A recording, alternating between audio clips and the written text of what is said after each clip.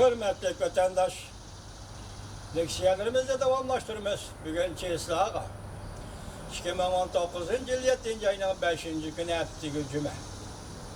Endiki mavzumunda Amerika, Germaniya, Katarlık devletle Birleşken Devletler Teşkilatı Bexaterlik Komiteti Cumhuriyeti'nin Şinjan'da 1 milyondan artık Uygur Müslümanlarını nezarband kılganlığını kattık ayıpladı. Mavzulu haber 7. ayının 3. günü Amerika Ovası'nın Xitay Dil programı ilan kılındı. Haber bundan başlandı. Washington, Garp devletleri diplomatları mındak deyişti. Amerika Koşmuş Ştatları ve Germaniya Birleşken Devletler Teşkilatı'nın Kişilik Hukuk Komiteti'de haftanın 2. günü yani 7. ayının 2. günü bir katımlık mehbi yığında Cumhur'un 1 milyondan artık Uygurlu ve başka Müslümanlarını nezarband kılganlığını ayıplap Cumhur ulanın hukuklarını tartıp aldığı dep görsetti. Cumhur Şinjan rayonida Uygurlarını nezarband kılgan yığıbeleş lageri yasaganlığı halkara cemiyetinin ayıplışı uçurdu. Cumhur bu caylarını terbiyeleş merkezi dep atıverip radikal islaha yardım kılıp ular iktidar ve hüner ügütüşünü maksat kıldık dedi. Bu yığın katlaşkan ismini Ataşni'yi uçurgan bazı diplomatlar mındak deyişti. Amerika Koşmuş Ştatları'nın Birleşken Devletler Teşkilatı Turuşluk Vakıt Vekili Cohen, Cumhur'un Uygurlarına bastırganlığını ve nezarband hanıda horluganlığını ayıpladı. Bununla cevaben Cumhur'un Birleşken Devletler Teşkilatı Turuşluk Vekili Maçavşu, diplomatlara mındak dedi. Amerika ve Germaniya'nın Birleşken Devletler Teşkilatı'nın Bexaterlik Komiteti'de Şinjan meselesini oturup koyuş hukuku yok.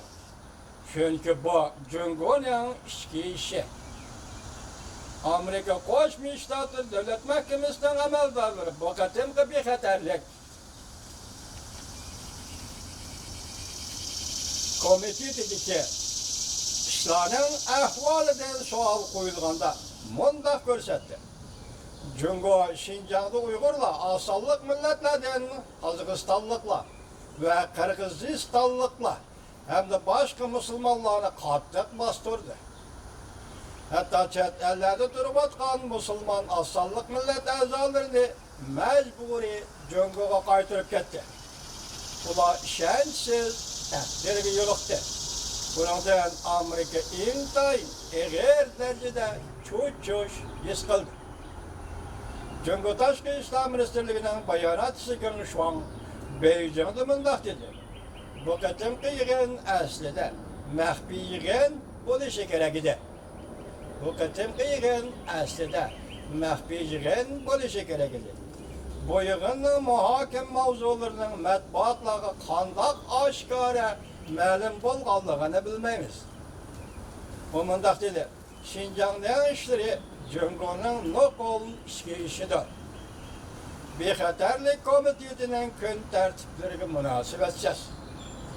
Bazı diplomatlar işki taraf, Amerika Koşmuş Ştatları, Germaniya vekilleri bilen Cumhur'un vekilleri iki taraf ilişkan çağda Cumhur taraf bilen Amerika ve Germaniya'nın vekilleri iki taraf ilişkan çağda keskin söz ibarlarını işletti.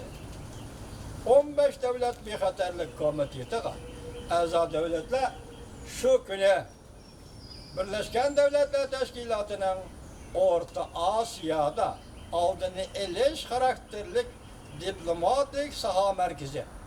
Ma isminize katkılanınca ma hürmetli vatandaş. Kendiniz mi?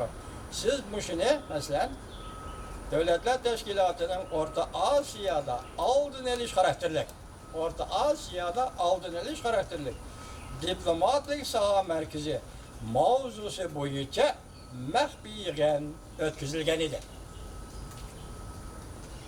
Gönüşvan efendi, sizin içki işiniz men eytay ki, tabiat eytip versin ki, ondan Allah eytip versin ki. sizin içki işiniz sadece sepelenen içide. Gençvan Efendi, sizin içki işiniz sadece sepelenen içide.